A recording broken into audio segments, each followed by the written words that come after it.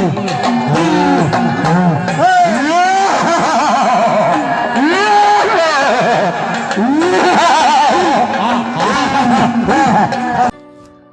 नमस्कार मित्रांनो, पुन्हा तुमचं स्वागत आहे मनोज पाटील या यूट्यूब चॅनलवरती.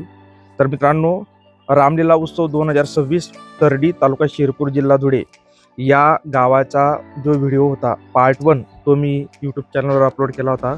तुम्ही खूप सुंदर असा प्रतिसाद त्या व्हिडिओला दिलेला आहे, त्याबद्दल तुमचं मी या ठिकाणी धन्यवाद देऊ इच्छितो. आता तीच रामलीला पार्ट 2 पाहण्यासाठी आता आपण पुन्हा जातोय तरडी तालुका शिरपूर जिल्हा धुळे या ठिकाणी.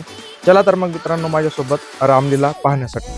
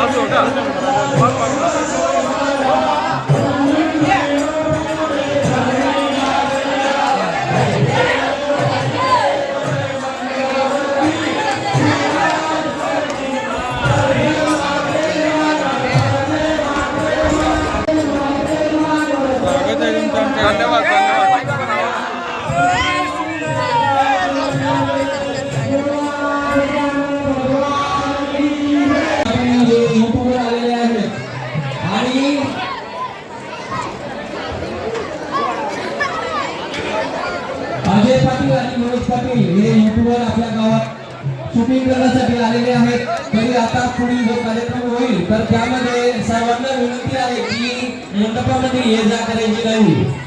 बाकी सुद्धा मनोज पाटील देतील. आपल्या कार्यक्रमाची शोभा वाढवण्यासाठी युट्यूबर मनोज पाटील आणि अजय पाटील हे आलेले आहेत. त्यांचं आपल्या रामलीला नाट्य मंडळातर्फे आणि आपल्या गावातर्फे हार्दिक स्वागत.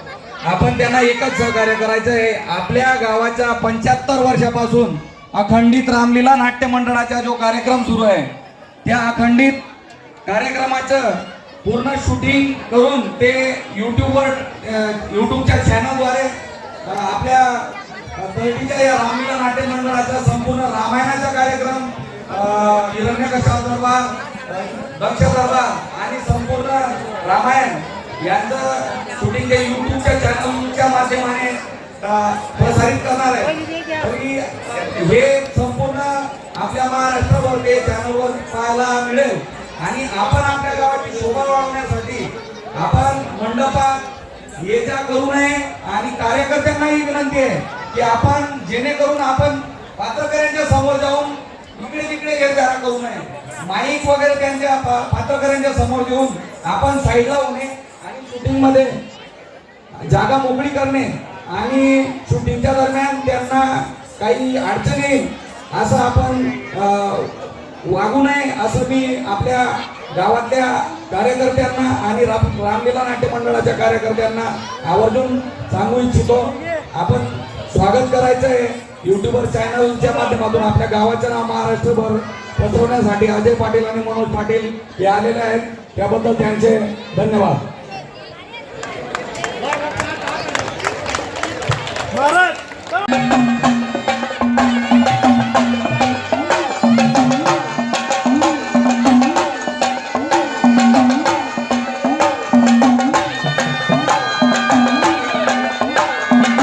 भजनी मंडळाच्या स्टेजवर गर्दी करून बसणाऱ्यांना एक विनंती आहे की आपल्या भजनी मंडळाचे जे पेटी वादक आणि तबला वादक आहे त्यांना कमीत कमी जागा तरी करून द्या.